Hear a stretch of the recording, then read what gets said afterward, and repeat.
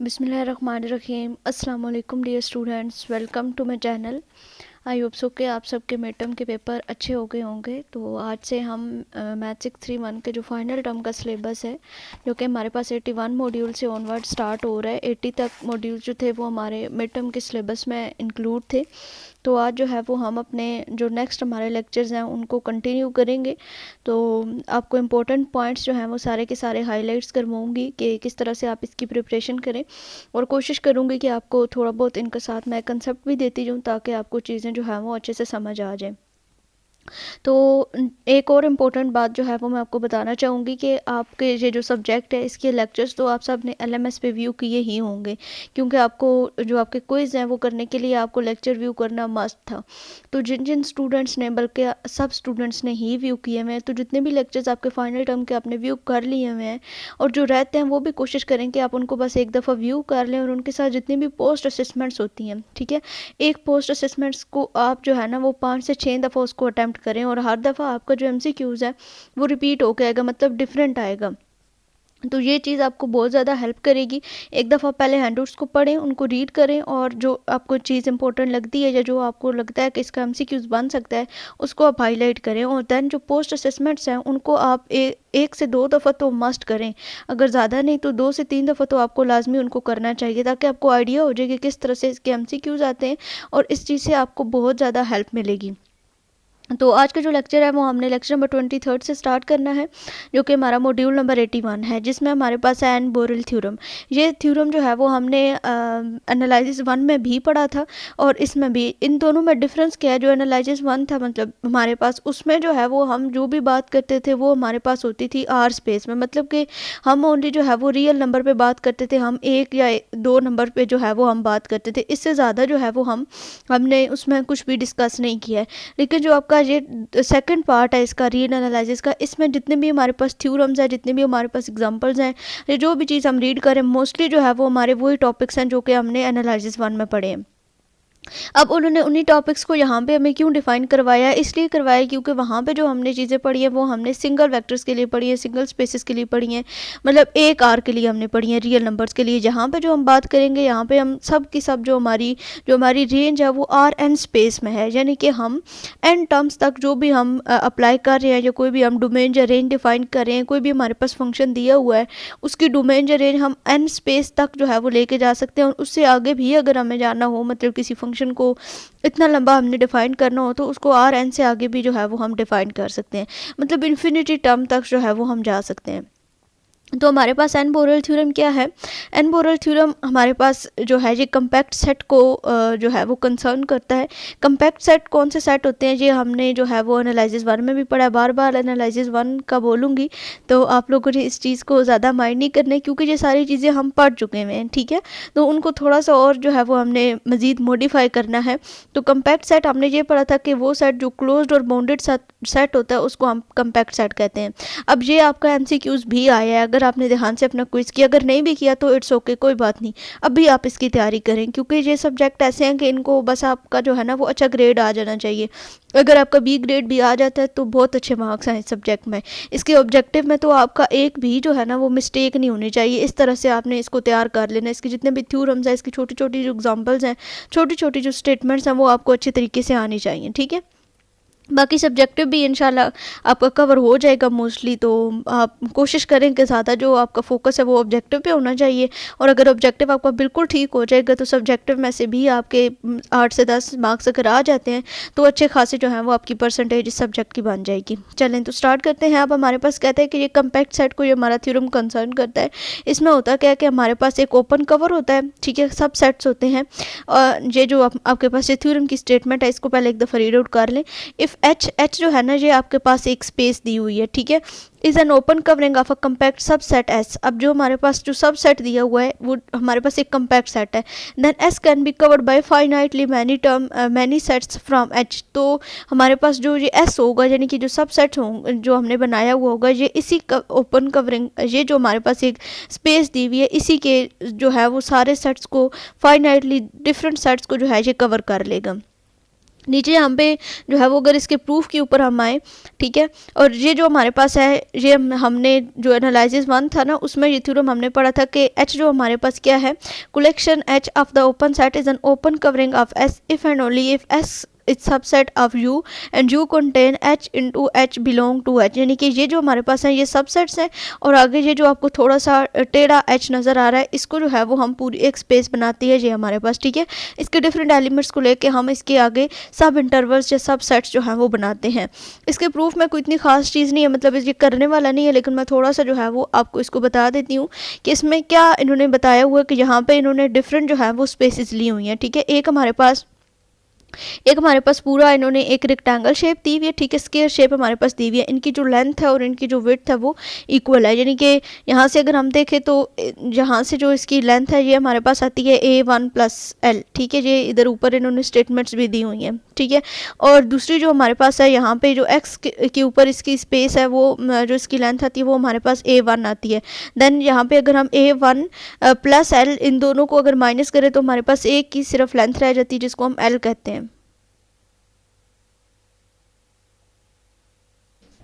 और इसी तरह से अगर इसी की हम जो लेंथ है वो हम वाई एक्सेस के ऊपर लें तो वहाँ से भी हमारे पास जो है वो A2+L और A2 आती है। देन उन दोनों को जब हम माइनस करेंगे तो उसकी भी जो लेंथ हमारे पास आएगी वो भी हमारे पास L आएगी। मीन्स के अगर एक ये स्क्वायर है तो इट्स मीन के हमारे पास जो इसकी लेंथ्स होंगी वो इक्वल होंगी दोनों साइड से। और अंदर जो है वो इन्होंने एक हमें इलिप्स शेप जो है वो ये दी हुई है। ये ज़रूरी नहीं कि हर दफ़ा मतलब इसकी जो शेप है ये इलिप्स में ही है, ये डिफरेंट भी हो सकते हैं, स्क्वायर में हो सकती है, ये सर्कल हो सकती है, मतलब कुछ भी हो सकती है। अंदर इसके जो है वो इन्होंने डिफरेंट जो है वो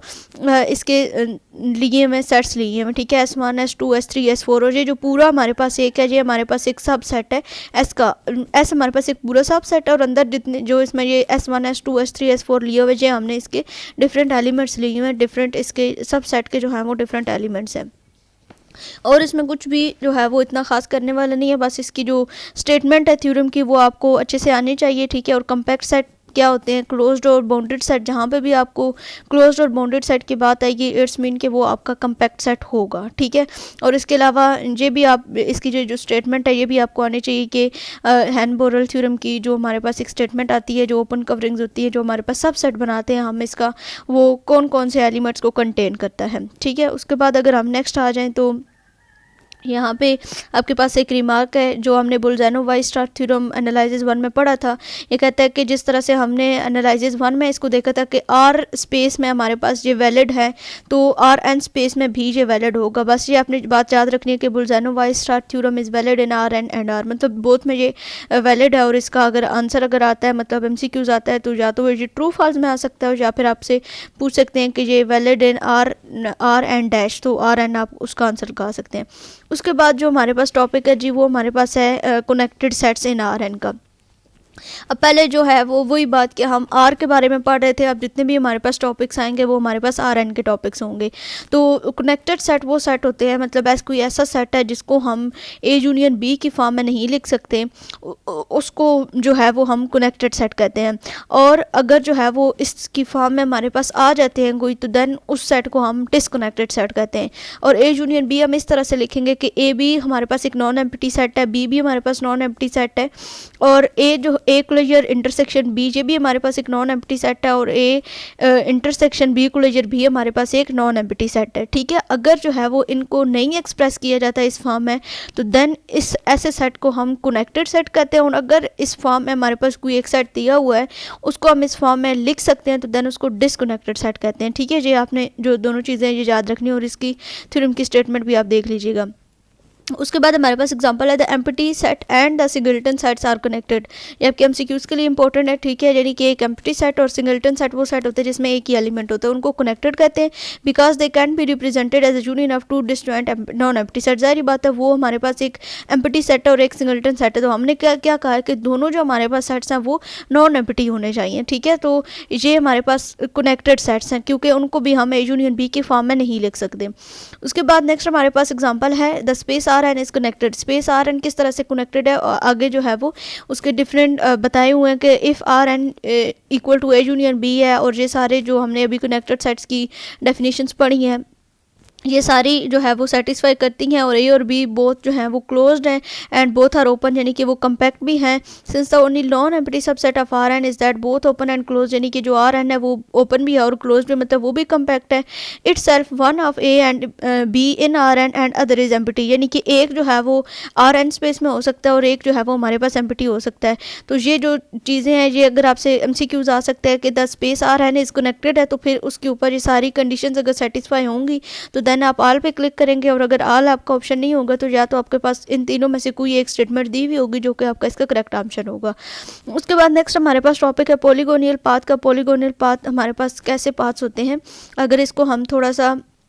डिफाइन करें तो हमारे पास डिफरेंट जो है वो इस तरह से डिफरेंट जो है वो पॉइंट्स होते हैं जो कि एक पाथ के ज़रिए आपस में जुड़े हुए होते हैं। फर्स्ट कर लें कि यहाँ से हमारा एक x1 स्टार्ट हो रहा है, यहाँ पे हमारा x2 है, यहाँ पे हमारा x3 आ रहा है, x4 और अप टू सोन, इसी तरह से x5 x6 x7 and up to सोन ये चलता रहता है। इस तरह से जो पाथ जो हैं वो आपस में कनेक्टेड होते हैं उनको हम जो है वो पॉलीगोनल पाथ कहते हैं। और ये टर्म्स जो है वो x1 से लेकर x के टर्म तक या x एन टर्म्स तक जो है ये पॉइंट्स आपस में जुड़े होते हैं। यहाँ पे देख लें आप, इसकी डेफिनेशन भी यही है, x1 x2 up to so on are the point in Rn, let Li in the line segment from xi to xi plus 1, यानी कि जब इस तरह से हमने एक पाथ बनाया है, ठीक है, यहाँ पे इनके पॉइंट्स है, ठीक है, ये x1 है, ये x2 है, x3 अप टू सोन, और ये जो जगह हैं, ठीक है, यानी कि इन दोनों के दरमियान जो डिस्टेंस होगा उसको हम सेगमेंट कहेंगे, मतलब लाइन सेगमेंट होगा। तो उनको जो है वो हम आई सी रिप्रेजेंट करेंगे और उसकी जो वैल्यू होगी 1 से लेकर के -1 तक होगी। And we say that L1 L2 up to so on L1 from the polygonal path from x1 to xk, यानी कि इन पॉइंट्स के दरमियान जो हमारे पास लाइन सेगमेंट्स होंगे उनको हम कहेंगे कि ये हमारे पास एक पॉलीगोनल पाथ बनाता है, और x1 और xk जो है वो कनेक्टेड होते हैं बाय पॉलीगोनल पाथ के। उसके बाद पॉलीगोनली कनेक्टेड सेट कौन से होते हैं, इसकी जो डेफिनेशन है वो हम देखते हैं। Set S is polygonally connected if every pair of the point in S can be connected by the polygonal one lying entirely in S, यानी कि जो हमारे पास एक सेट दिया हुआ होगा उसके सारे जितने भी पॉइंट्स हैं वो भी इस तरह से पॉलीगोनली एक दूसरे से कनेक्टेड होने चाहिए। और अगर वो कनेक्टेड नहीं होंगे, यानी कि कहीं पर जाके कोई पॉइंट जो है वो कनेक्ट नहीं कर रहा, उसकी स्पेस आ गई है, या एक पॉइंट को छोड़ के फिर आगे से एक नया पॉइंट जो है वो शुरू हो रहा है, तो उसको हम पॉलीगोनली कनेक्टेड सेट नहीं कहेंगे, ठीक है। और जो पॉइंट इस तरह से जुड़े हुए होंगे, मतलब आपस में कनेक्ट हो रहे होंगे, उनको जो है वो हम पॉलीगोनली कनेक्टेड सेट्स कहेंगे। Theorem and open set S in R N is connected if and only if it is polygonally connected, यानी कि आपका जो ओपन सेट है एस वो आर एन में तभी कनेक्टेड होगा जब वो पॉलीगोनली कनेक्टेड होगा, मतलब कि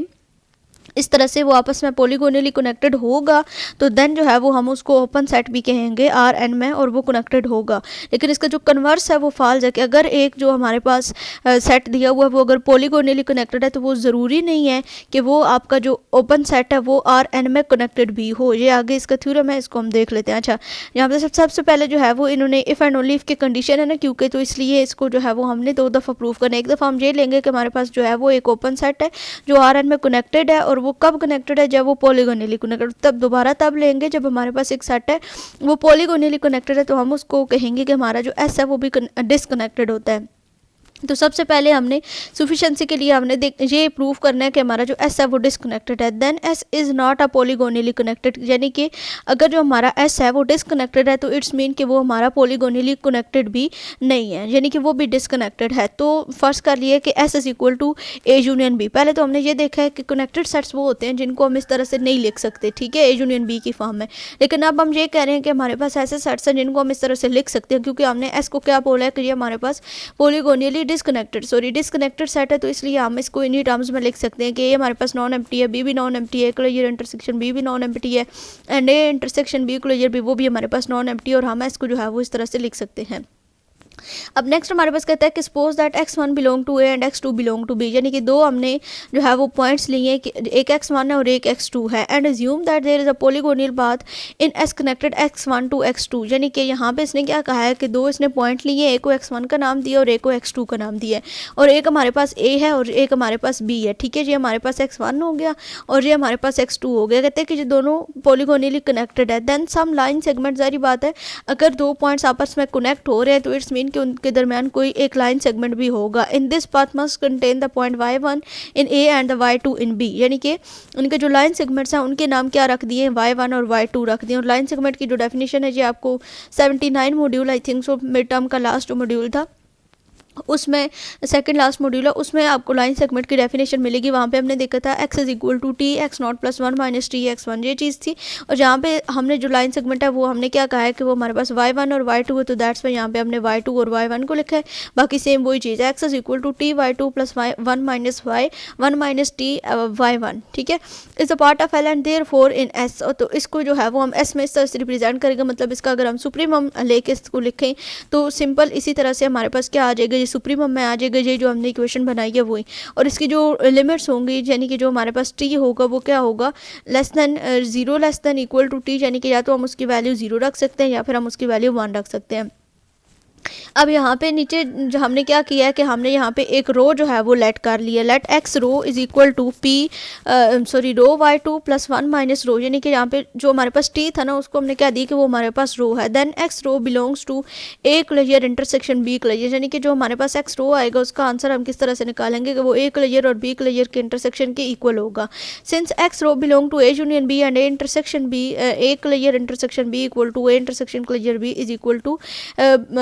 empty set, this is impossible. ये इम्पॉसिबल है कि हमारे पास इन दोनों सेट्स जो हैं मुझे इक्वल हों और दोनों का जो हमारे पास आंसर है वो एम्प्टी सेट है, तो ये पॉसिबल नहीं है। तो इट्स मीन कि जो हमारी अजम्पशंस थी, जो हमने कहा था कि हमारे पास डिसकनेक्टेड सेट है, वो हमारे पास फॉल्स हो गई है, ठीक है। अब नेसेसिटी के लिए क्या कहा है कि ऐसा हमारे पास एक कनेक्टेड ओपन सेट्स है, अगर वो कनेक्टेड है तो देन यहाँ पे सिंपल इसको एक दफ़ा रीड आउट करना है। यहाँ पे दोबारा से वही लाइन सेगमेंट की जो है वो डेफिनेशंस ली गई हैं और हमने कहा है कि therefore A and B are the open. यहाँ से देखें ये चीज़ A and B are the open since A intersection B equal to empty, this implied that कि ये दोनों बी एम्प्टी होंगे and A is a non empty, it no follow B equal to empty, यानी कि दोनों जो हमारे पास हैं वो एम्प्टी हो जाएंगे। अगर बी इक्वल टू एम्प्टी होगा तो it would be disconnected, therefore A equal to S which complete the proof of necessity, यानी कि हमारे पास ये प्रूफ तो जो है वो जो हमारे पास ये थ्योरम है कि हमारे पास एस एक कनेक्टेड सेट है तो देन वो पॉलीगोनली कनेक्टेड होगा, ये बात तो ठीक है। लेकिन अगर हम कहें कि एस हमारे पास एक डिसकनेक्टेड सेट है तो वो पॉलीगोनली भी डिसकनेक्टेड होगा, तो ऐसा नहीं हो सकता, ठीक है। ये चीज़ थी इसमें। ये देखें आगे मैंने आपको पहले ही बता दिया कि पॉलीगोनली कनेक्टेड सेट ओपन और not is connected, the converse is false, यानी कि हमारे पास जो पॉलीगोनली कनेक्टेड सेट है वो ओपन और नॉट जो कनेक्टेड हो सकता है, लेकिन हम ये नहीं कह सकते कि कोई एक सेट हमारे पास अगर डिसकनेक्टेड है तो उसका जो पॉलीगोनल पाथ बनेगा वो भी एक डिसकनेक्टेड बनेगा, ठीक है। तो अ सेट नॉट ओपन में be connected but not polygonally connected, यही बात जो मैंने अभी आपको बताई है। उसके बाद कहते हैं कि regions in R n, regions क्या होते हैं आर एन में, region S in R N is a union of an open connected set with the sum all or none of its boundary, thus S naught is connected and every point of S is the limit point of S naught। इसका मतलब क्या है, यानी कि जो हमारे पास reason अगर हम डिफाइन करें आर एन में तो वो क्या होता है कि जितने भी हमारे ओपन कनेक्टेड सेट्स होंगे ना उन सब का जो यूनियन होगा, या तो सब का यूनियन या फिर उनमें से कुछ सेट्स का जो यूनियन होगा वो हमारे पास एक रीजन बनाएंगे। और वो जो सारे हमारे पास सेट्स होंगे हम उनकी बाउंड्रीज जो हैं वो ले भी सकते हैं और नहीं भी ले सकते। तो अगर उनकी बाउंड्रीज जो है वो इंक्लूड करें या उनका यूनियन किसी भी सेट्स करें वो एक रीजन बनाएं, तो हमारे पास जो एस नॉट होगा उसको हम कहेंगे कि वो हमारे पास कनेक्टेड है। And every point of S is a limit point of S not, और जो हमारे पास एस होगा ना, मतलब जो हमारे पास डिफरेंट सेट्स होंगे, एक सबसेट दिया हुआ होगा, उसके डिफरेंट सेट्स को लेना है और उसका हमने यूनियन करना है या उसकी बाउंड्रीज को इंक्लूड करना है नहीं करना है, तो जितने भी उसमें पॉइंट्स होंगे उनको हम कहेंगे कि वो हमारे पास लिमिट पॉइंट है इसके। उसके बाद नेक्स्ट हमारे पास एग्जांपल है, intervals are the only region in R, the N ball B R X not is a region in are and it is closure S closure R X not, यानी कि intervals जो होते हैं वो सिर्फ और सिर्फ रीजन में होते हैं और वो सिर्फ रियल नंबर्स में होते हैं, यानी कि सिंगल एक नंबर में होते हैं। आगे यहाँ पे आपको एक एग्जाम्पल दी हुई है, यहाँ पे ये the set S is equal to x y x square plus y square greater than equal to one, or जो है ये वाला इसकी जगह पे हो सकता है x square plus y square is sorry यहाँ पे लेस देन इक्वल टू और यहाँ पे greater than equal to 4 is not a region in R2 since it is not connected, यानी कि ये रीजन नहीं बनाते हैं तो इट्स मीन कि ये कनेक्टेड भी नहीं है। उसके बाद यहाँ पे इन्होंने क्या किया है कि यहाँ पे S1 को ऑब्टेन करने के लिए लाइन सेगमेंट को यहाँ पे बस ऐड कर दीजिए, इतना इंपॉर्टेंट नहीं, आप बेशक इसको छोड़ दें, स्किप कर दें, बस ये चीज़ आपको यहाँ पे पता होनी चाहिए कि ये जो आपका MCQ जो है ना वो यहाँ से बन सकता है, ये वाला कि ये जो सेट है ये वाला S is equal to x square plus y square is less than equal to 1, ये हमारे पास कनेक्टेड होता है या डिसकनेक्टेड होता है। ये मेरे ख्याल में क्विज में आया भी था। उसके बाद नेक्स्ट अगर हम आ जाएं तो हमारे पास है जी सीक्वेंसेस इन आर एन। ठीक है, सीक्वेंस और सीरीज़ हमने रीएनालाइसिस में भी पढ़ी है और वही चीज़ जो है वो हम इसमें भी डिस्कस करेंगे जो हमारे पास सीक्वेंस इन आर एन को डिफाइन करेगा। A sequence x r of the point in R n converges to a limit x bar if and only if for every epsilon greater than zero there is an integer k such that के कहते हैं कि हमारे पास एक sequence है जो कि सीक्वेंस, हमें एक सीक्वेंस दिया हुआ है जिसको हमने एक्स आर का नाम दिया और इसमें पॉइंट कितने आर एन है और वो कन्वर्ट करेंगे लिमिट एक्स क्लोजर को। इसमें कंडीशन क्या दी हुई है कि तब सिर्फ जब हर एक कि यहाँ पे एक एप्सिलॉन जो है वो हमारे पास होगा जो कि ग्रेटर देन जीरो होगा और वहाँ पे एक इंटीजर एग्जिस्ट करेगा जिसको के का नाम दिया गया है। Then mod of X R minus X is less than epsilon if R is greater than equal to K. Then the definition of divergence boundedness sequence and sum difference and constant multiply of the sequence are analog to those we are discussed in analysis 1। मतलब कि जो भी हमने definition पढ़ी है कि जो हमारे पास सीक्वेंस होते हैं आर एन के वो कन्वर्ज कब करते हैं, डाइवर्ज कब करते हैं, उनके बाउंडेडनेस मतलब वो बाउंडेड कब होते हैं, उनके सम और डिफरेंस हम किस तरह से लेते हैं, सेम इसी तरीके से है जैसे कि हमने रीएनालाइसिस 1 में पढ़ा था। उसके बाद कहते हैं कि R N is not ordered for n is greater than equal to k. It's mean कि जो हमारे पास आर एन में जो हमारे पास फंक्शंस होंगे ना, जो हमारे पास एन होगा वो आपके पास ग्रेटर देन 1 होना चाहिए। इससे अगर स्मॉल होगा तो मतलब हमारे जो पॉइंट्स होंगे वो सही नहीं होंगे। उसके बाद product and the question of the members of R n are also undefined if n is greater than equal to 1। यानी कि अगर जो आपका एन है वो greater than equal to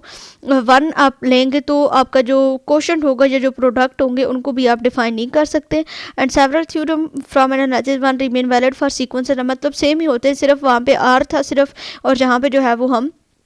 r and लिखेंगे। इसमें कुछ यहाँ पे नाम दिए गए, uniqueness of the limit, boundedness of the convergent sequence, ये चीज़ें जो है वो हमने उसमें पढ़ी हुई है एनालिसिस 1 में। तो मतलब ये सेम टू सेम वही चीज़ें हैं जो कि हम आर एन के लिए भी डिफाइन कर सकते हैं, बस इनमें कोई इतनी खास बात नहीं है, इनको याद करने की ज़रूरत नहीं है। देन आगे बात आती है कि domain of the function of n variables, यानी कि अब हम देखेंगे कि पहले हमने डोमेन्स जो है वो ओनली एन फंक्शंस तक देखी हैं, अब हम डोमेन्स देखेंगे कि अगर आर एन हमारे पास आता है तो फिर उसकी डोमेन्स जो है वो हम किस तरह से डिफाइन करते हैं। We denote the domain of the function f by D f, ये चीज़ तो हमें पता है। And the value of the f at point x, यानी कि डिफरेंट वैल्यूज़ जो हैं वो दी हुई हैं एक्स की, कैपिटल एक्स की आगे हमारे पास वैल्यूज़ हैं x1 से लेकर xn तक।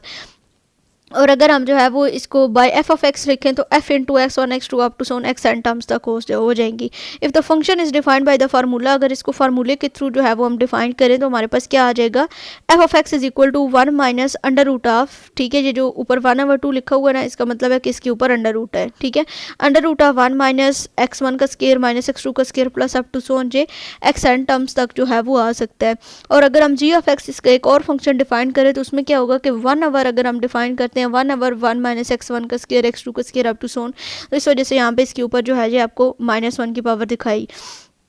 Without specification of its domain, it is to be understood that its domain is in the largest subset of Rn for which the formula define a unique real number। यानी कि यहाँ पे जारी बात है जब n डोमेन की बात हो रही है यानी कि n टर्म्स तक हम जा सकते हैं तो इट्स मीन कि जो इसकी डोमेन होगी वो भी एक लार्जेस्ट सबसेट होगा Rn का। तो इसमें जो है वो जो फार्मूला डिफाइन होता है उसमें ये बताता है हमें कि जो इसकी हम डोमेन निकालेंगे वो हमारे पास एक यूनिक रियल नंबर आएगी और वो हमारे पास एक लार्जेस्ट सबसेट भी हो सकता है। उसके बाद हमारे पास कि limit at the point of the function of n variable, यानी कि लिमिट्स जो हैं वो हम क्यों डिफाइन करते हैं, लिमिट्स डिफाइन क्यों करते हैं, ये चीज़ तो हमें ऑलरेडी पता है कि कोई भी वो जो फंक्शंस होते हैं जिनकी कोई एग्जैक्ट वैल्यू नहीं आती या उन फंक्शंस को हम डिफाइन नहीं कर सकते हैं तो उन फंक्शंस के आसपास के कोई भी पॉइंट्स लेकर हम उनको डिफाइन करते हैं। उस चीज़ को हम जो है वो मतलब कोई भी 2 पॉइंट्स लिए जाते हैं, अपर लिमिट और लोअर लिमिट जिनका नाम दिया जाता है, और फिर उस फंक्शन के ऊपर वो अपर और लोअर लिमिट अप्लाई करके दैन हम उसका जो है वो डिफरेंट सोल्यूशन निकाल सकते हैं। ठीक है, तो यहाँ पर यही चीज़ डिफाइन हो गई है। A function f of x approaches the limit L as x approaches x naught and right, यानी कि इसको हम इस तरह से लिख सकते हैं, ये आपका MCQ आ सकता है कि limit at a point of the function of n variable को हम किस तरह से डिफाइन करते हैं, जो कि आपके पास है G limit X approaches to x not, यानी कि जो एक्स है वो एक्स नॉट को अप्रोच कर रहा है और f of x is equal to आपके पास एल के आ जाता है। अगर एक्स नॉट जो है वो is the limit point of जो आपके पास डोमेन दी हुई है डी एफ वो है, और अगर इसको एप्सिलॉन और डेल्टा में इसकी डेफिनेशन करें तो फिर सेम इसी तरह से एप्सिलॉन और डेल्टा में भी इसको लिख देंगे कि f of x minus l is less then epsilon, और जो आपके पास तमाम एक्स के लिए जो इसकी डोमेन आएगी वो 0 is less than x minus x naught and वो आपके पास लेस देन होगा डेल्टा के। उसके बाद नेक्स्ट आपको एक एग्जांपल दी हुई, एग्जांपल में कहता है कि G of x Y one minus, ये आपका बहुत इंपॉर्टेंट फंक्शन है, ये आगे आपके मोस्टली सारे मॉड्यूल्स में इसको ये यूज़ किया जाएगा, तो इसको आपने याद रखना है कि अगर G of x Y equal to one minus x square minus two Y square है, तो देन इसकी लिमिट्स जो है वो अप्लाई की गई हैं कि अगर एक्स जो है वो एक्स नाट है तो एक्स नाट को अप्रोच करते हैं, जो कि जहाँ पे हमने डेफिनेशन में देखा है, तो इट्स मीन कि जो हमारे पास वाई होगा वो वाई नाट को करेगा। अगर 3 वैल्यू फंक्शन हो जाएगा, एक्स वाई जी हो जाएगा, एक्स वाई जी या साथ में कोई के आ जाएगा, एन आ जाएगा, मतलब जाहिर बात है हम आर एन की बात कर रहे हैं, तो हमारे फंक्शन भी इसी तरह से पड़े हो सकते हैं। तो फिर हम उनको भी इसी तरह से डिफाइन करेंगे, उनके ऊपर लिमिट लगाएंगे, जो हमारे पास एक्स वाई जेड दिया हुआ होगा उनको हम एक्स नॉट वाई नॉट और जी नॉट के थ्रू फाइंड करेंगे, और then g of x y is equal to जो हमारे पास फंक्शन दिया हुआ उसमें भी सिंपल एक्स नॉट और वाई नॉट लगा दिया है for every x naught and y naught. Then हमने अब क्या किया है कि यहाँ पे अब हमने इनको एप्सिलॉन और डेल्टा की फॉर्म में लिखा है, G of x Y minus ji of x not Y, यानी कि ये चीज़ हमने की है, ये हमने देखा ना एक्स माइनस एक्स नॉट है, तो इट्स मीन कि यहाँ पे भी सेम वही चीज़ है, एक्स माइनस एक्स नॉट की है, तो x Y minus ji of x not y naught is equal to जो जी ऑफ एक्स वाई थी उसकी हमने जो फंक्शन दिया वो तो वो लिखा है, माइनस जो हमने एक्स नॉट और वाई नॉट निकाला है वो हमने फंक्शन लिखा है।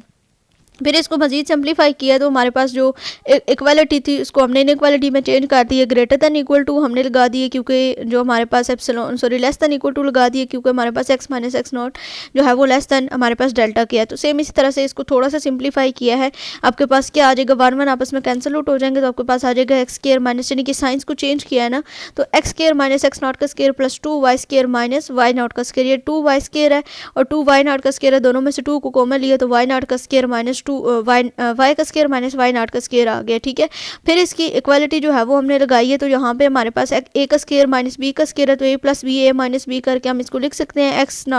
Square minus x not square को भी और y square minus y not square को भी। तो सिंपल वही फार्मूला हमने a square minus b square is equal to a plus b a minus b लगाया और सिंपल इसकी जो है वो इक्वालिटी आ गई है। अब इसकी जगह पे हमने क्या किया है कि यहाँ पे हमने x माइनस एक्स नॉट को जो है वो बाहर निकाला है, then x plus x naught अंदर आ जाएगा and plus two y plus y naught, ठीक है। और इधर से हमारे पास y माइनस वाई नॉट था उसको भी हमने जो है वो आउट कर दिया, कॉमन ले लिया है। यहाँ पे अब हम देख लें कि हमारे पास x माइनस एक्स नॉट भी less than equal to x minus x not के मोड के है और y माइनस वाई नॉट भी इसी की इक्वल है, दैट्स वाई यहाँ से हमने इसको कॉमन बाय निकाल लिया है। बस इतनी सी बात है, और बाकी ये जो दरमियान में स्टेप्स हैं इनको मतलब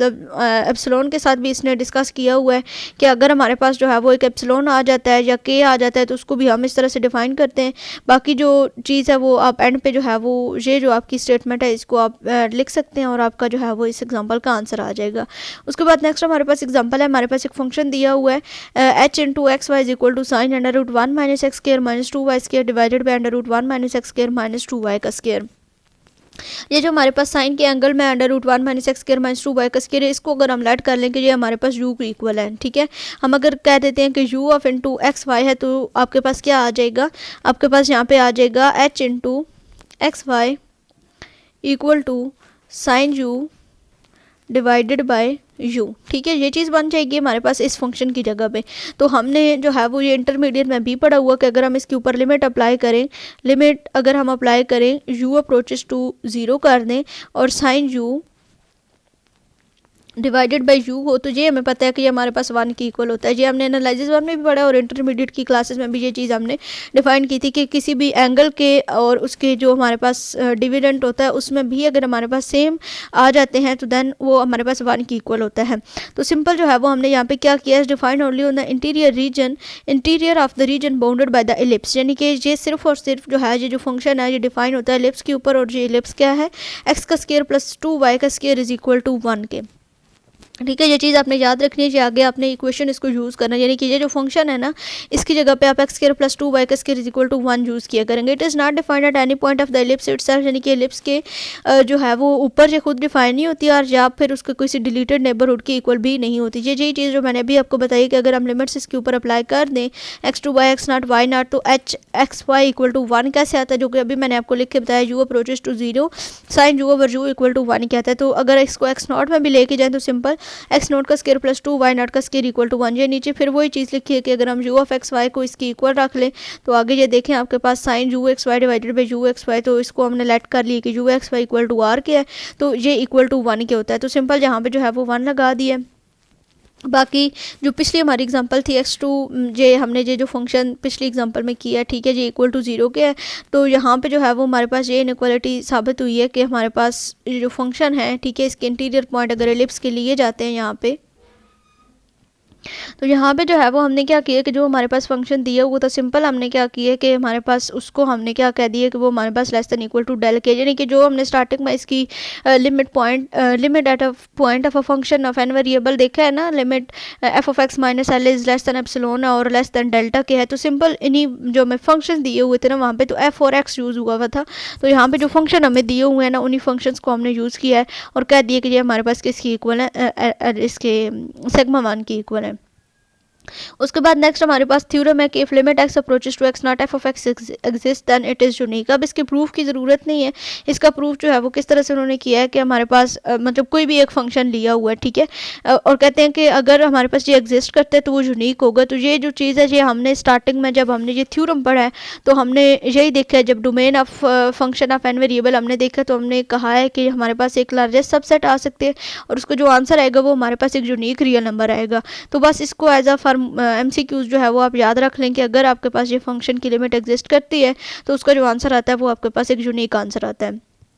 उसके बाद नेक्स्ट हमारे पास फंक्शन दिया हुआ f of x Y equal to x y divided by x का स्क्वायर प्लस वाई का square is defined everywhere in R square, यानी कि ये जो हमारे पास R2 है उसमें ये हर जगह डिफाइन होता है सिवाय दो पॉइंट्स के ऊपर जो कि हमारे पास 0 0, मतलब अगर हम एक्स और वाई की वैल्यू 0 0 लेते थे ये हमारे पास एक अनडिफाइंड फॉर्म बन जाती है, यानी कि अगर हम 1/0 जो है वो लिखेंगे तो इक्वल टू इन्फिनिटी की हो जाएगी। तो इन्फिनिटी जो टर्म्स हमारे पास होती हैं उनको जो है वो हम ऑलरेडी दोबारा से वही कहूँगी कि री एनालिसिस 1 में हम उसको पढ़ चुके हैं कि हम किस तरह से हमारे पास अगर 1/इन्फिनिटी की फॉर्म आ जाती थी तो हमने उनको डिफरेंट तरीक़ों को हमने देखा था कि ये हमारे पास कुछ एरर्स होते हैं, हमारे पास इन्फिनिटी प्लस इन्फिनिटी भी आ सकता है, हमारे पास इन्फिनिटी माइनस इन्फिनिटी भी आ सकता है, ठीक है, ये अनडिफाइंड टर्म्स जो हैं वो कुछ हमने डिफाइन की थी तो वो टर्म बन जाती है। दैट्स वाई जो है वो हमने इसको कहा है कि ये हमारे पास एग्जिस्ट नहीं करती। Does limit x approaches to f 0 0 exist, तो नहीं, ये एग्जिस्ट नहीं करती है। अब कहते हैं कि अगर हम इसको आंसर को ट्राई करने की कोशिश करें, मतलब आंसर को, तो हम क्या कहेंगे कि एक्स वाई अगर अप्रोचेस टू 0 है और अगर हम कहें कि along the line y equal to x, अगर जो है वो वाई को भी हम एक्स की इक्वल रख लें तो जो हमारे पास ये जो फंक्शन है, ये जो हमारे पास फंक्शन दिया हुआ है एफ ऑफ एक्स एक्स, ये वाला, ये हमारे पास क्या बन जाएगा, ये हमारे पास ये फंक्शन बन जाएगा f of x x x square over 2, तो एक्स स्क्वायर से कैंसिल हो जाएगा तो ये 1/2 आ जाएगा। और अगर जो है तो इसका मतलब है, ये आपके MCQs आए हैं इसी क्विज़ में जो आपका भी मेरे ख्याल में लास्ट क्विज़ हुआ है, कि अगर जो है वो एक्स एक्स हो और वाई इक्वल टू भी एक्स हो और ये 0 0 पे हो तो ये 1/2 इसका आंसर आता है। और अगर हमारे पास हम इसको माइनस एक्स रख लें, y equal to minus x रखें, तो सिंपल हमारे फंक्शन में माइनस इंक्लूड हो जाएगा, एक्स स्क्वायर से फिर से कैंसिल, तो हमारे पास क्या आंसर आ जाएगा, -1/2। दे आर बोथ इनकोरेक्ट, हकीकत में ये दोनों इनकोरेक्ट है। व्हाट वी हैव शोन, हमने ये देखा है कि हमारे पास एक्स अप्रोचेस टू 0 है तो हमारे पास 1/2 आंसर आता है और अगर माइनस एक्स है तो हमारे पास -1/2 आता है। Limit x approaches to x and must both equal, यानी कि इन दोनों को जो है वो इक्वल होना चाहिए, क्योंकि हमने ये कहा है कि हमारे पास limit x y approaches to 0 0 है तो f of x y exist करती है या नहीं करती। तो हमने आंसर देने की कोशिश की है बट ये आंसर जो है वो हमारा सही नहीं आता है, कि वही बात जो मैंने अभी आपको बताई कि अगर ये 0 0 को इक्वल हो जाती हैं तो इट्स मीन कि इनकी लिमिट एग्जिस्ट नहीं करती। लेकिन MCQs आपका ये बना था कि अगर y इक्वल टू एक्स हो तो फिर इस फंक्शन का क्या आंसर आता है, इसकी लिमिट क्या निकलती है, और अगर y equal to minus x हो तो फिर इसकी लिमिट क्या निकलती है, ठीक है। उसके बाद नेक्स्ट हमारे पास थ्योरम है, suppose that f and g are defined on the set D x not is a limit point of D and, यानी कि यहाँ पे यही चीज़ें हैं जो हमने ऑलरेडी री एनालिसिस 1 में पढ़ ली हैं, ठीक है। तो ये वही फंक्शंस है कि अगर हमारे पास वो हमने वहाँ पे ऐसे देखा था कि a plus b limit x approaches to something था, a प्लस बी हो तो फिर अलग अलग करके हम उन दोनों को जो है वो डिफाइन करते थे a प्लस बी। इसी तरह से अगर माइनस में था तो उनको a माइनस बी हम लिख सकते थे, अगर डिवीजन में था तो हम उसको a plus b divided by a minus b इस तरह से लिखते थे। यहाँ पे क्या है कि हमें साथ में जो है वो उन पॉइंट्स के ऊपर हमें लिमिट्स डिफाइन की गई, अगर x approaches to x not f of x equal to L1 के है और जो g है वो आपके पास L2 के है, तो सिंपल क्या होगा कि इन्हीं फंक्शन में हम f की जगह पे L1, एफ ऑफ एक्स की जगह पे L1 लिख देंगे और जी ऑफ एक्स की जगह पे हम L2 लिख देंगे। ये दोनों माइनस हो रहे हैं फंक्शन तो L1 माइनस L2 हो जाएगा, ये दोनों मल्टीप्लाई हो रहे हैं तो L1 मल्टीप्लाई बाई L2 हो जाएगा, और अगर ये दोनों डिवीजन में है तो हमारे पास क्या हो जाएगा L1 डिवाइडेड बाई L2, और इस लास्ट वाले के लिए हमारे पास एक कंडीशन होती है कि जो हमारा L2 है वो नॉट इक्वल टू 0 होना चाहिए। अगर से 0 होगा तो फिर वही बात कि 1/इन्फिनिटी की एक अनडिफाइंड टर्म हमारे पास आ जाएगी। उसके बाद कहते हैं कि infinite limit and the limits at x approaches to infinity, यानी कि यहाँ तक तो हमने क्या दिया, लेकिन अगर हमारे पास टर्म्स जो है वो इन्फिनिटी की इंक्लूड हो जाए तो फिर हम क्या करेंगे, ये वही चीज़ है अपर लिमिट लोअर लिमिट जो हमने पढ़ी थी। We say that f of x approaches to infinity as x approaches x not, यानी कि अगर हमारे पास एक्स अप्रोच एक्स नॉट को कर रहा है तो f of x is equal to infinity आ जाता है। If x not is the limit point of जो हमारे पास डोमेन दी हुई है वो D f and m, and where जो हमारे पास डेल्टा है वो ग्रेटर देन 0 के, सच दैट हम इसको फिर इस तरह से डिफाइन करेंगे। ये आपका एमसीक्यूज है, ये मैंने जब इसकी पोस्ट असेसमेंट्स की थी तो उसमें मेरे पास ये एमसीक्यूज एक दो दफ़ा रिपीट हुआ था, तो इसको आपने देख लेना है कि अगर जो है वो आपका x naught is a limit point हो डी एफ में and M there is delta greater than 0 such that जो है वो आपके पास ये कंडीशन सेटिस्फाई करती है कि एफ ऑफ एक्स जो है वो ग्रेटर देन एम के होगा, where 0 is less than x minus x naught, and ये जो आपका फंक्शन है वो आपके पास लेस दैन सेगमा के होगा, डेल्टा के होगा, एंड एक्स बिलोंग टू आपका किससे करेगा, जो आपके पास डोमेन दी हुई होगी वो। और अगर इसी तरह से अगर हम कहेंगे हमारे पास x approaches to f of x होगा तो वो माइनस इन्फिनिटी के होगा। अगर हम इसको कन्वर्स करें इसका, यानी कि माइनस को हम दूसरी साइड पे लेके आए तो ये हमारे पास इन्फिनिटी के इक्वल आ जाएगा। उसके बाद नेक्स्ट हमारे पास एग्जांपल है कि f of x is equal to 1 minus x one का स्केयर एक्स टू का square up to so on x one, and उसके ऊपर हमारे पास क्या दिया हुआ -1/2, यानी कि एक्चुअली में ये हमारे पास जो फंक्शन है वो क्या है 1/1 माइनस एक्स वन का स्केयर माइनस एक्स टू का square minus up to so on x n का स्केयर, और उनके ऊपर हमारे पास क्या अंडर रूट है। देन हमने अभी देखा कि limit x approaches to x naught है तो f of x is equal to infinity के होता है। तो हमने क्या कहा है कि अगर x mod is equal to 1 के है तो हम इसको इस तरह से लिखेंगे F of x divided by 1 minus x mode. तो हमारे पास जो एफ ऑफ एक्स है जी हमने अभी डेफिनेशन देखी है कि वो हमारे पास ग्रेटर देन एम के है, और जो हमारे पास 0 है, जो हमारे पास एक्स माइनस एक्स मोड है वो डिफाइन होता है 0 और डेल्टा के दरमियान में। तो हम सिंपली कह देंगे कि ये हमारे पास किसकी इक्वल है 1/m के इक्वल, इसका आंसर आ जाएगा। नेक्स्ट सेम इसी तरह से एग्जांपल है f of x y is equal to 1 divided by x plus 2y plus 1, then limit x approaches to x y approaches to 1 minus 1 f of x y does not exist. क्यों नहीं exist करती है? Exist इसी वजह से नहीं करती है क्योंकि जो इसका जो हमारे पास आंसर आता है वो अगर डिवीजन में हम इसको माइनस में रख दें, ठीक है, एक्स अप्रोचेस टू एक्स रखें या फिर उसमें माइनस होगा तो 1 माइनस 1 हमारे पास 0 हो जाएगा। तो देन अगेन से वो हमारे पास एक 1/इन्फिनिटी की टर्म जिसको हम अनडिफाइंड टर्म कहते हैं वो आ जाएगी, तो उसको हम आगे मजीद सॉल्व नहीं कर सकते। लेकिन इसके दूसरे अल्टरनेट तरीके से इसको अगर सॉल्व किया जाए तो वो क्या है कि अगर एक्स अप्रोचेस टू, ये बात मैं जो भी आपको बता रही थी कि ये इन्फिनिटी की इक्वल आ जाता है, ठीक है। तो एक्स वाई 1 माइनस 1 और -1 के ऊपर अगर हमने इसको रखा तो f x Y equal to infinity की आ गया। तो इसके लिए हमने क्या ऑब्जर्व किया कि हमारे पास ये जो फंक्शन दिया हुआ था ना उसका हमने मॉड लिया है equal to x minus 1 plus 2 into y plus 1, ठीक है, इसका हमने मॉड लिया है। तो इसके ऊपर अगर हमने जो है वो शिकवाज इनइक्वालिटी लगाई है तो equal to greater than equal to हमारे पास less than equal to √5 x minus x not के आ गया। अगर हम जो है वो एक्स नॉट की वैल्यू 1 - 1 पुट करते हैं तो हमारे पास सिंपल जो हमारे पास ये फंक्शन था ना उसको हमने शिकवाज इनइक्वालिटी के थ्रू सॉल्व किया और 1/√5 एक्स माइनस एक्स नॉट हमारे पास आ जाता है। और ये जो हमारे पास फंक्शन है इसको हमने देखा कि ये हमारे पास m के इक्वल है, तो इसकी जगह पे हम सिंपल m लगा देंगे तो 1/m√5 जो है वो हमारे पास आ जाता है। नेक्स्ट अगेन हमारे पास एग्जांपल है, ठीक है, इसमें हमारे पास अब 3 फंक्शन आ गए हैं। Assume arbitrarily large value in every neighbourhood of 0 0 0, यानी कि इनकी लार्ज वैल्यू और करती हैं। और सेम इसी तरह से हमने कहा है कि एक्स के इक्वल टू कैपिटल एक्स के यानी कि स्मॉल वाई एक्स के वाई के जी के, यानी कि एक और वेरिएबल इनके साथ हमने डिफाइन करवाया है। हमने कहा है कि ये तीनों इक्वल हैं, अगर ये तीनों इक्वल हैं तो मीन्स के 1/√3 के प्लस 1/2 ये पाई इसकी इक्वल आ जाएगा। और जहाँ से हम एक एक टर्म्स को अलग अलग करके हमने कहा है कि एफ एक्स के जो है वो हमारे पास ये जो अंडर रूट के अंदर टर्म है एक्स प्लस के प्लस 1/2 पाई ये हमारे पास इसकी इक्वल आ जाती है। तो अगर हम हर एक टर्म के ऊपर इनको अप्लाई करें तो अगर एक टर्म की हमारे पास वैल्यू है 1/3 के पाई तो इट्स मीन कि अगर हमने कहा है कि एक्स के वाई के और जी के तीनों इक्वल हैं तो मीन्स के तीनों की वैल्यू जो है वो हमारे पास सेम आएंगी। उसके बाद नेक्स्ट हमारे पास है जी लिमिट एट इन्फिनिटी के ऊपर लिमिट्स को जो है वो हमने डिफाइन करना है। If D F is unbounded, यानी कि जो हमें डोमेन दी गई है वो हमारे पास अगर एक अनबाउंडेड है तो देन जो है वो हम उसको किस तरह से डिफाइन करेंगे। डोमेन अगर अनबाउंडेड है तो limit x mod approaches to infinity f of x is equal to हमारे पास क्या आएगा एल।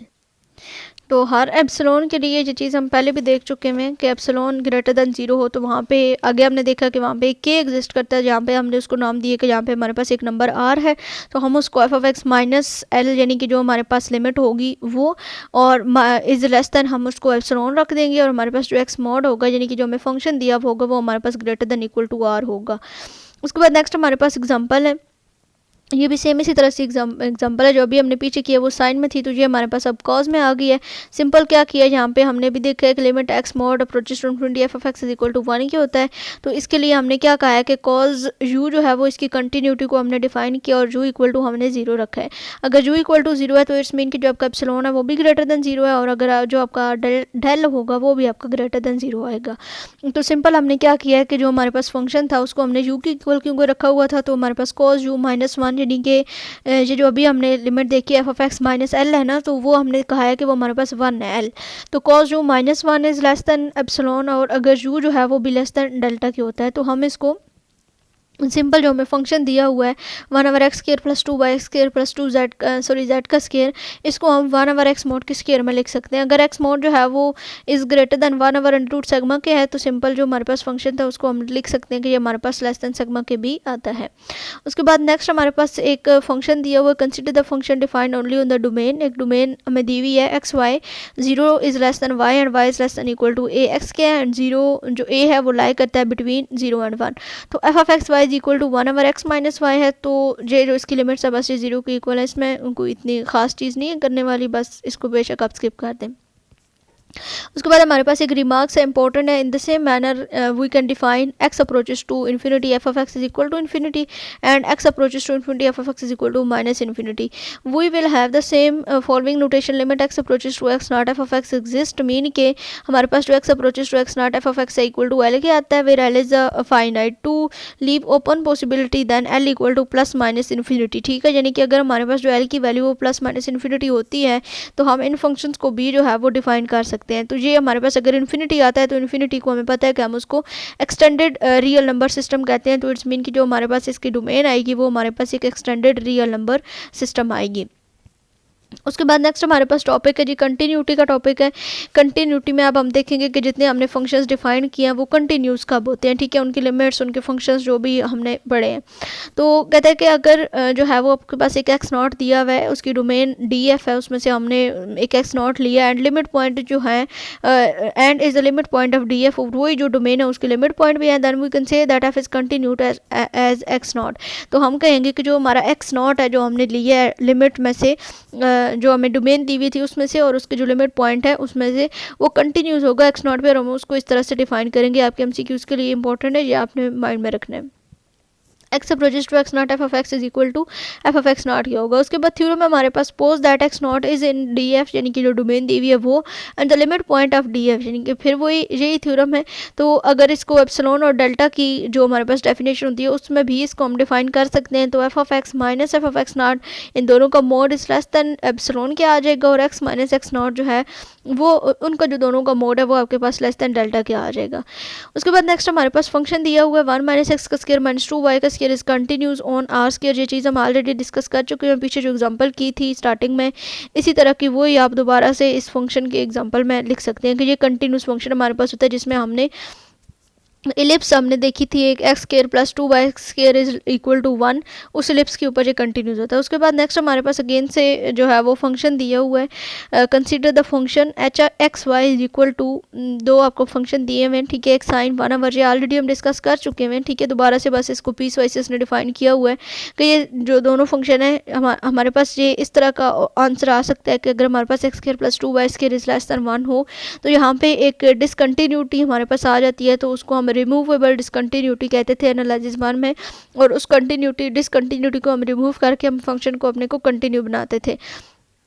तो ये चीज़ हमने देखी है कि हमारे पास जो साइन यू ओवर यू था, limit u approaches to 0 sine u over u equal to 1 के था ना, तो फिर उसका जो हमारे पास आंसर आया था वो क्या आया था, ये चीज़ हमारे पास इसका आंसर फिर आया था,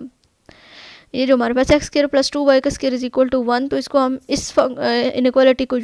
को यूज़ करके हम इसको कंटिन्यूस बना सकते हैं। तो ये नीचे लिखा हुआ है कि एच कंटिन्यूस है ऑन इलिप्स के ऊपर एक्स स्क्वायर प्लस 2y का स्क्वायर इक्वल टू 1 के। उसके बाद नेक्स्ट हमारे पास एग्जांपल है, consider can we redefine the function f of x y divided by x square plus y square to make it continuous at 0 0 के, क्या हम इसको रीडिफाइन कर सकते हैं? तो ये एक इम्पॉसिबल बात है, जहाँ हम ऑलरेडी इसकी जो एग्जांपल्स हैं वो देख चुके हैं कि इसमें जो इसका आंसर आता है वो हमारे पास 1/इन्फिनिटी की टर्म्स में आता है, और अगर 1/इन्फिनिटी इक्वल टू इन्फिनिटी आ जाता है तो मीन्स कि हम उसकी कोई एग्जैक्ट जो है वो लिमिट नहीं कर सकते, उसको हम एक्सटेंडेड नंबर में लेके जाएंगे और वो उसका आंसर आएगा। तो इसका यही आंसर है कि ये एग्जिस्ट नहीं करती है, तो it is impossible to define the function origin to make it continuous, तो हम इस फंक्शन को कंटिन्यूस नहीं बना सकते। उसके बाद नेक्स्ट हमारे पास एक थ्योरम है कि अगर एफ और जी दो कंटिन्यूस फंक्शन हो on a set S in are and then so there, इनका जो सम है उनका सब्सट्रैक्शन है, उनका मल्टीप्लिकेशन है और उनका जो क्वोशंट है वो कंटिन्यूस होंगे एट ईच एक्स नॉट पे, यानी कि अगर जो दो फंक्शन दिए हुए हैं वो हैं ही कंटिन्यूस, तो उनके ऊपर हम जो भी ऑपरेशन करेंगे, उनको ऐड करेंगे, सब्ट्रैक्ट करेंगे, मल्टीप्लाई करेंगे या फिर उनको डिवाइड करेंगे तो वो कंटिन्यूस ही होंगे। लेकिन लास्ट वाला जो क्वेश्चन है, जो लास्ट वाली हमारी इनइक्वालिटी होती है, वो हमारे पास यही होती है कि हमारा जो उसके डिविडेंड हो, यानी कि जो डिनोमिनेटर होता है वो हमारे पास नॉट इक्वल टू 0 हो, तो यही कंडीशन यहाँ पे जो है वो अप्लाई की गई है। उसके बाद आपका जो इम्पोर्टेंट एक स्टार्ट होता है टॉपिक, वो आपके पास है जी वेक्टर वैल्यूड फंक्शन का। वेक्टर वैल्यूड फंक्शन जो है वो आपके पास क्या होते हैं कि थोड़ी सी जो है वो, अगर मैं आपको इसका डिफ़ाइन करूँ तो हमें जो है वो जो हमने अभी तक फंक्शन डिफ़ाइन किया उनमें हमारे पास एक डोमेन होती थी आर एन, और एक को डोमेन हमने दी थी कि आर थी, ठीक है। अगर हम जो है वो को डोमेन में एक से ज़्यादा वैल्यूज़ लेते थे तो उनके फंक्शन में जो हमारे पास आंसर आता था वो भी एक से ज़्यादा वैल्यूज़ आती थी, और इसी को हम वेक्टर वैल्यूड फंक्शन कहते हैं। मींस के आपको जो दो वैल्यूज़ दी हुई हैं, एक डोमेन होती है और एक आपके पास को डोमेन होती है, ठीक है, यानी कि रेंज और डोमेन, ठीक है। को डोमेन को हम रेंज भी कहते हैं। तो जो रेंज हम एक फंक्शन में पुट करेंगे उसी के रिलेटेड हमारे पास एक आंसर आता है। अगर यहाँ पर देखा जाए तो अगर हमारे पास आर एम और आर एन दो वैल्यूज़ हैं, अगर हमारे पास जो फंक्शन है उसमें हम पुट करें आर एन, तो हमारे पास जो आंसर आएगा वो आर एम में आएगा। मतलब एम और एन कोई भी डिफरेंट नंबर्स हो सकते हैं, ठीक है। अगर हम फंक्शन में वैल्यू पुट करें R3, ठीक है, यानी कि 3 वैल्यूज़ हम पुट करते हैं तो आर एम मीन के हमारे पास जो आंसर आएगा वो भी R3 में ही आएगा। तो ये इस चीज़ को हम वेक्टर वैल्यूड फंक्शन कहते हैं। इसकी जो डेफिनेशन है वो आप यहाँ से भी देखें, और जो इसका बेसिक चीज़ थी वो मैंने आपको बता दी है। इसकी जो डेफिनेशन है वो आपकी ये यहाँ से है कि अगर G1 G2 Gn real valued function है defined on the subset of T of r m, हम वेक्टर वैल्यूड फंक्शन को इस तरह से डिफाइन करते हैं, ठीक है। हमारे पास G on T G u equal to G1 u G2 u up to so on G n, यानी कि इन दोनों के प्रोडक्ट्स के तौर पर, और G1 G2 जो है वो कंपोनेंट है फंक्शन G के, यानी कि जो आपके पास कैपिटल G है वो small g up to so on n की इक्वल है। तो देन हम जो है वो इसके ऊपर डिफरेंट लिमिट्स अप्लाई कर सकते हैं कि हमारे पास G limit u approaches to u naught G u equal to L के है, और एल की different values L1 L2 up to so on L n terms तक होंगी। देन लिमिट एल मतलब L1 से लेकर LN तक हम इसको LI भी रिप्रेजेंट करते हैं, और I जो है वो 1 से लेकर N तक आपका डिनोट करता है। And G is continuous at u naught if G1 G2 up to so on are each continuous at u naught. तो G को कंटिन्यूस कब कहेंगे? जो हमने यहाँ पे G की वैल्यूज़ ली हैं G1 से लेकर GN तक, ये सारी की सारी वैल्यूज़ जो हैं वो हमारे पास अगर कंटिन्यूज होती हैं तो देन जो है वो हम उसको कंटिन्यूस कहेंगे। हम 100 तक आज मॉड्यूल जो है वो कवर करेंगे, तो आप जो है वो इन टॉपिक्स को हाईलाइट करते जाइए। उसके बाद हमारे पास आता है G composite function. Composite function कौन से होते हैं? Let f be the real valued function defined on the subset of Rn and let the vector valued function g equal to g1 g2 up to so on gn is defined। तो हमारे पास जो है वो एक domain हमारे पास आती है जिसको हमने डी जी का नाम दिया। पीछे हमने फंक्शन f तक यूज़ किए थे तो उसको हम डी एफ कहते रहे। यहाँ पे हम हमारी जो डोमेन है वो g की है, तो इट्स मीन कि हम इसको डी जी कहेंगे आर एन। तो हमारे पास जो है वो टी इक्वल टू जो हमारे पास मतलब एक लिमिट आती है या जो डोमेन आती है वो यहाँ पे एक सेट जो है वो इन्होंने दिया हुआ है, यू बिलोंग करता है डी जे को, और डी जी यू जो है वो भी अपने डोमेन में से ही लिया जाता है और वो नॉन एम्प्टी होने चाहिए। उसके बाद कंपोजिट फंक्शन है। कंपोजिट फंक्शन वो फंक्शन होते हैं जो आपने इंटरमीडिएट की क्लासेस में पढ़ा होगा कि हम फाइंड करते होते थे, I think so second chapter है इसका सेकंड ईयर का। इसमें हमारे पास क्या होता था कि हमारे पास दो फंक्शन दिए हुए होते थे, हमने उसका f of g, g of f, g of g, f of g, मतलब कि एक फंक्शन को दूसरे फंक्शन के अंदर हम पुट करते थे, हम उनको मल्टीप्लाई करते थे, हम डिफरेंट मतलब उसके ऊपर ऑपरेशन करते थे, प्लस माइनस करते थे, या उनमें डिविडेंड रूल अप्लाई करते थे, या जैसे भी करके हम उनकी डिफरेंट वैल्यूज़ को फाइंड करते थे। यहाँ पे बेसिकली वही चीज़ है, सिर्फ क्या है कि अब हमारे पास फंक्शन थोड़े बड़े हो गए,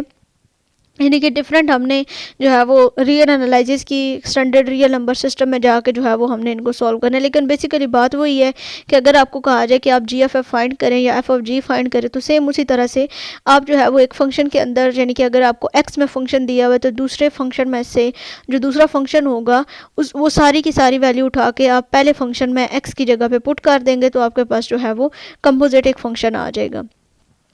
उसके बाद हमारे पास थ्योरम दिया हुआ है, suppose that you not is in T, यानी कि हमारे पास जो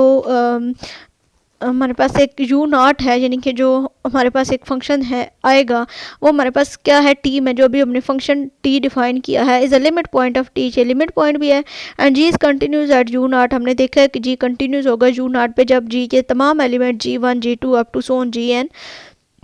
जितने भी उसके एलिमेंट्स हैं वो भी कंटिन्यूस होंगे उस पर। तो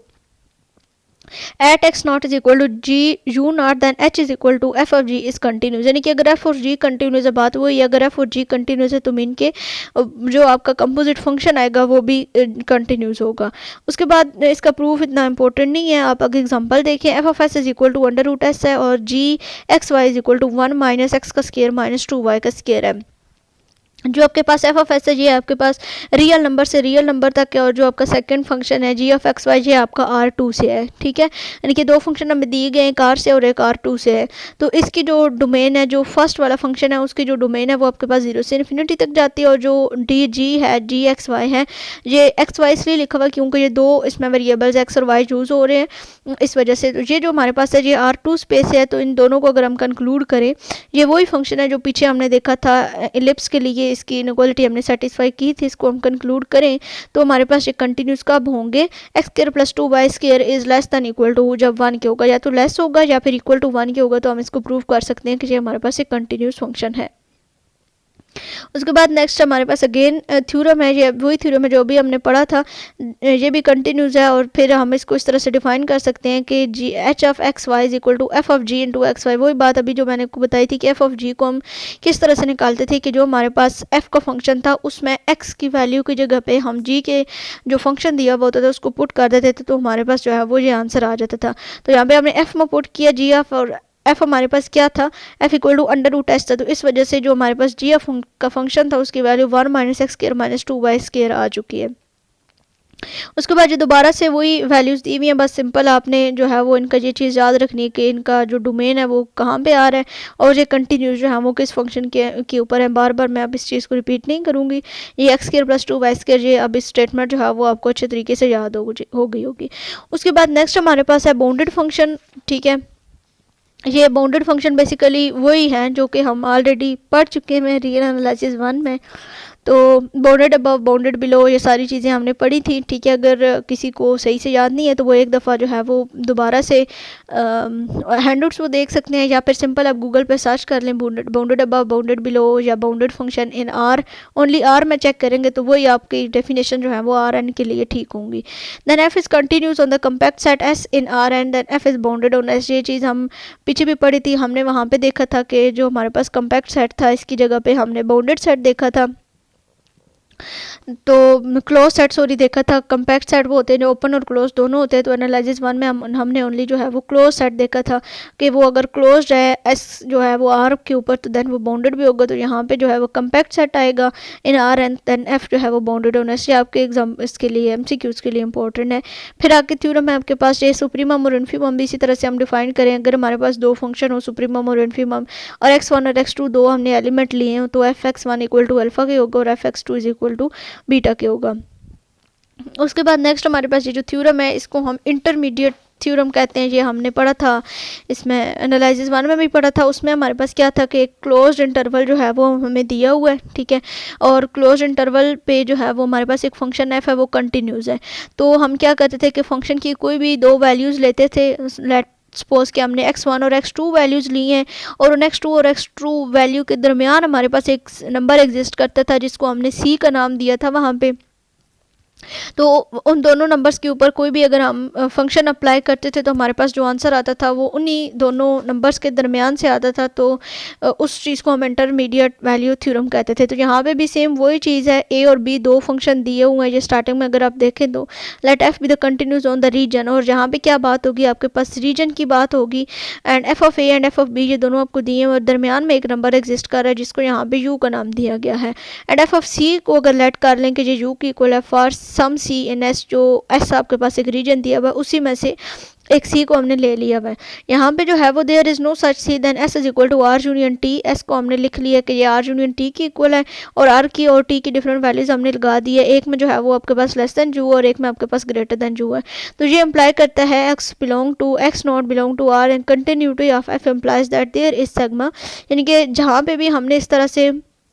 किस थ्योरम को डिफाइन करते हैं, कोई भी हम फंक्शन डिफाइन करते हैं तो उसकी जो डेफिनेशन होती है वो हमने सेगमा में या एप्सिलॉन में भी देखनी होती है। दिस मीन दैट, तो सिंपल इसी तरह से यहाँ पे जो हमारे पास फंक्शन थे ना एक्स और एक्स नॉट, उनको हमने लिख दिया कि हमारे पास लेस देन सेगमा के भी है। This mean that x not belong to T, यानी कि जो हमारे पास यहाँ पे टी दिया हुआ है वो इसी बिलोंग नहीं करता और बाकी भी जो कंडीशन है वो सेटिस्फाई नहीं करती हैं, तो हमारे पास जो एस होगा वो डिसकनेक्टेड होगा। तो ये कंट्राडिक्शन जो है वो फॉल्स है।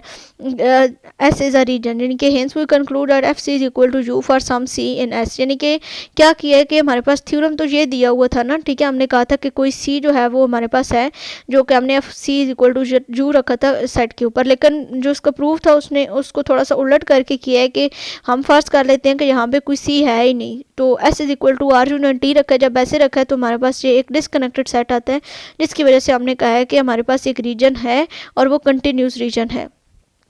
उसके बाद नेक्स्ट हमारे पास थ्योरम है function F is uniformly continues on the subset of assets, यानी कि अब यूनिफॉर्म कंटिन्यूटी की बात हो रही है, ठीक है। यहाँ पे सिर्फ कंटिन्यूस था, यहाँ पे यूनिफॉर्म कंटिन्यूस मतलब उसका डेरिवेटिव भी इंक्लूड हो जाएगा। तो f of x minus F dash of x यानी कि prime of x less than epsilon है, और एक्स माइनस एक्स प्राइम जो है यानी कि इसका जो डेरिवेटिव है वो भी आपका लेस देन सेगमा के भी होगा। रिमार्क है हमारे पास कि sigma must depend only on epsilon and s and not on the particular point x and x not, यानी कि जो हमारे पास सेगमा होता है, सॉरी डेल्टा जो हमारे पास होता है वो डिपेंड करता है एप्सिलॉन पे और एस के ऊपर, और इसके अलावा कोई पर्टिकुलर पॉइंट जो है वो इसके ऊपर नहीं होता। उसके बाद हमारे पास थ्योरम है if f is continuous on the compact set S in are and then f is uniformly continuous, यानी कि जो चीज़ हमने एनालिसिस 1 में पढ़ी थी, असाइनमेंट भी हमारी आई थी कि अगर कोई फंक्शन जो है वहाँ पे तो खैर क्लोज सेट था, तो यहाँ पे कम्पैक्ट सेट दिया हुआ है कि अगर वो कंटिन्यूस है क्लोज सेट आर के ऊपर तो देन वो यूनिफॉर्मली कंटिन्यूस होगा इसके ऊपर। तो ये था आपका लेक्चर, यहाँ तक आपके जो हैं वो 100 मॉड्यूल्स कंप्लीट होते हैं। आई होप सो कि काफ़ी हेल्प मिल जाएगी आपको इस लेक्चर से। तो अगर आप चैनल पे न्यू थे तो चैनल को सब्सक्राइब कर दें, वीडियो को लाइक कर दें और कमेंट करके लाजमी बताइएगा कि आज का लेक्चर आपको कैसा लगा है। इंशाल्लाह मिलेंगे अपने अगले लेक्चर में, तब तक के लिए अल्लाह हाफिज़।